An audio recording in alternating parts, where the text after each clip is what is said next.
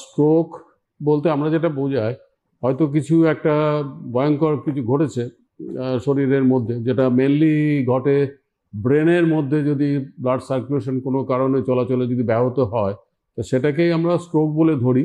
এবং তার ফলশ্রুতি আমরা দেখেছি যে মানুষের ডান দিকে কিংবা বাদিকে প্যারালিসিস হুম হয়। হুম এক্স্যাক্টলি সেটাকে আমরা বলি যে কার্ডিওভাস্কুলার স্ট্রোক কিংবা সেরিব্রাল স্ট্রোক যেটাকে একদম আমরা বলি।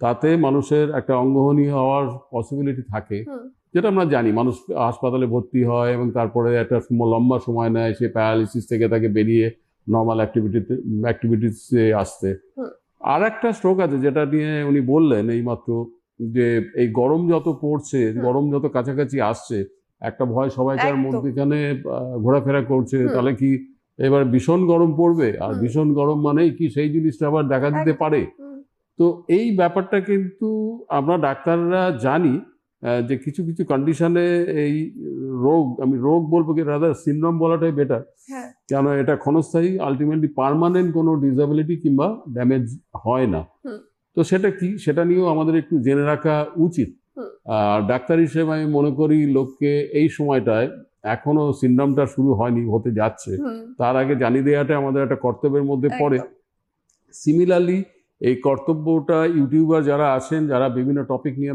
নাড়াঘাটা করছেন, তো হুম তাদেরও একটা খুব ইন্টারেস্টিং টপিক হতে পারে এই সময়।